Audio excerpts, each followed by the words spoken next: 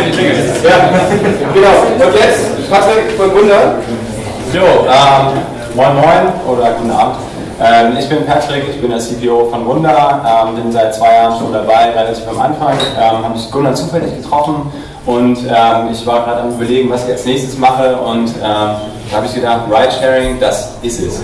Und seitdem bin ich dabei, seitdem haben wir aber auch einiges durchgemacht und heute will ich euch ein bisschen erzählen, was wir gerade machen und euch da ein bisschen mit reinnehmen. Und zwar, was macht Wunder eigentlich? Das ist jetzt alles auf Englisch, ehrlich gesagt. Ich dachte auch, wir machen das auf Englisch, aber die meisten würden wahrscheinlich Deutsch präferieren. Ne? Kannst du auch Englisch machen. Zeig mal. Okay.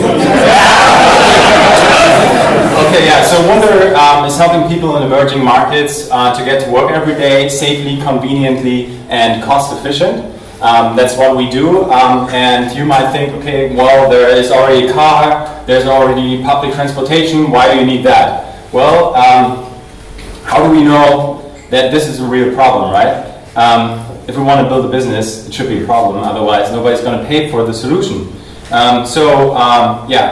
Why do we know that? Well, if you've been in Manila, that's where we're operating right now, then you maybe have seen something like this.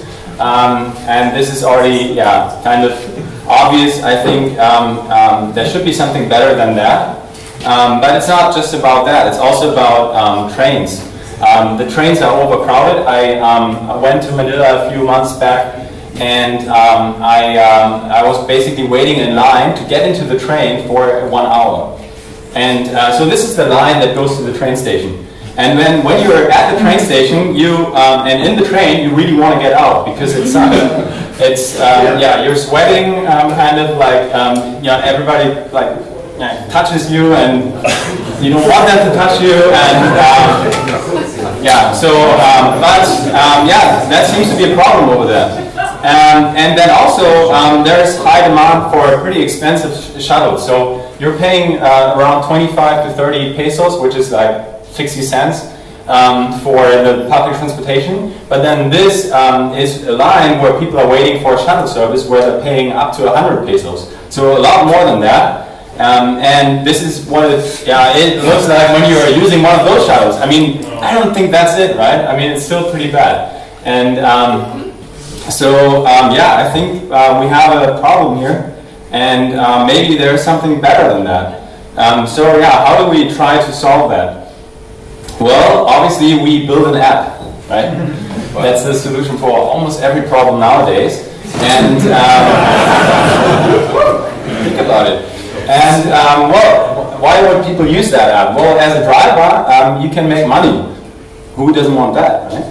So you can make money by using your capacity that you already have. So we're not looking at a model like Uber where you don't have a job, you don't know how to go, where to go in life, so you become a driver, but not an official taxi driver. You go for the other thing, you be an Uber driver. But no, we use existing capacity. So people that drive to work, they own a car, they already can afford a car, and they want to share that ride to their workplace with somebody else. And why would somebody else want to jump into that car? Well, you just saw the pictures, so I think I don't have to say anything about that. So passengers want a more convenient, more safe, even speedy or like faster way to get to work, and not having to wait in line for 1 hour where it's like 35 degrees in the heat. It's not really convenient. So, and another reason to do it is also to meet people that actually live close to you and work close to you. So there's this additional benefit of maybe meeting somebody that could be quite interesting, but you maybe wouldn't talk to them just like that on the street. So how does that work? Just really roughly speaking, I would encourage anybody to download the app just to check it out. It doesn't really work here, but it's still worth a download. No advertising, but just saying. And so how does it work? Basically, you tell Wunder where you live and where you work and when you usually go to work, and then we automatically match you with people around you. So basically, we know everyone, so we can say you should be driving with this driver. And you can still decide if you want to go with them or not. But and there's a public profile of every user on Wunder that gives you some confidence. And oh yeah, this girl looks nice. Why don't we share a ride? I'm married, so all good. So basically, you look at those profiles and say, yeah, let's go for her and accept her and make some money. Yeah. Anyways, pretty easy, right? And yeah, I mean, that's basically it. I don't really need any, well, actually, okay. Now the question is, how do we know that we did solve it, right? Because it's a nice problem to have. It sounds like, you need an app for it. So let's build an app, but how do we know that the customers really want this? We really only know it when they start paying for it, right? And that's not yet where we are. So we're a little bit before that. But how do you know that people might be willing to pay for it? Well, if they keep on using your app all the time, and that's a good kind of good basis for it. And a basis for that would be that people actually do meaningful things in your app. So basically, people won't return if they don't do meaningful things, so they have to have high engagement. And that's kind of, we're standing probably somewhere there.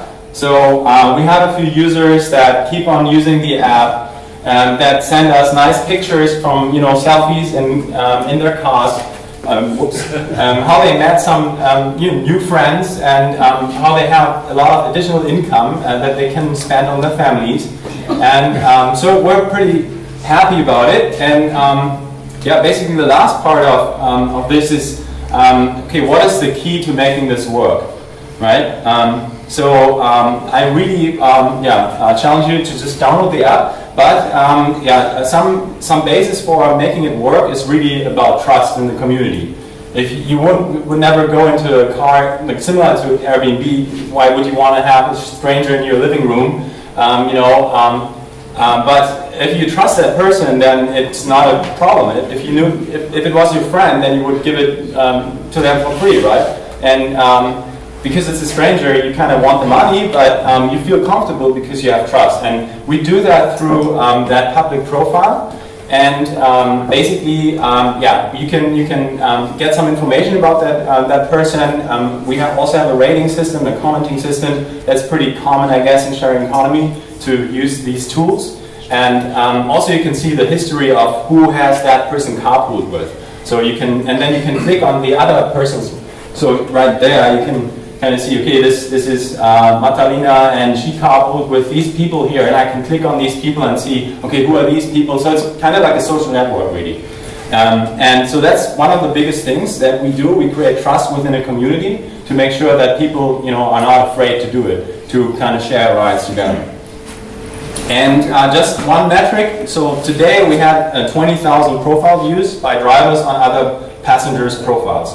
So they really kind of want to see what's going on and want to check those people out, and then they decide or not decide to share a ride. Another important thing is that we don't just kind of connect people like once or for one ride, but basically because we're connecting people that live and work in the same areas, kind of they also live and work in the same area tomorrow and a week from now, most likely, right? So we're basically permanently connecting people, and we kind of want to have you, we want you to have this community of people that you trust and that you share daily your rides with. And even if your best carpooling friend doesn't have time tomorrow, is sick or is on vacation, there's always going to be another one that you can carpool with. So we can kind of have this community, and through that community we can be very reliable because there's always enough people that you can share rides with. And we have a feature where you can kind of see, okay, where are all these people on the map? Because you have to kind of start getting to know these people, right? So you can check out who's in your area. You click on a dot, and where would I pick them up if I'm a driver? And then you see their profile, and you can say, okay, I generally want to share rides with them. And then if you basically don't opt out of sharing rides with them, then you keep on getting messages. So Patrick just requested a ride for tomorrow 8 a.m. Why don't you pick him up? So, and for all these people in your community, you keep on getting messages, and as long as your car is not full, you keep on getting messages, and you can say, okay, yes, tomorrow I have time at 8 o'clock, I'll pick you up. And when your car is full, basically we stop sending you messages, and if you say, oh, this guy was annoying, you can disconnect from him and you never hear from that person again. So that's kind of the network idea, that it's not just about connecting two individuals, but it's about having a whole network of people that you can share rides with.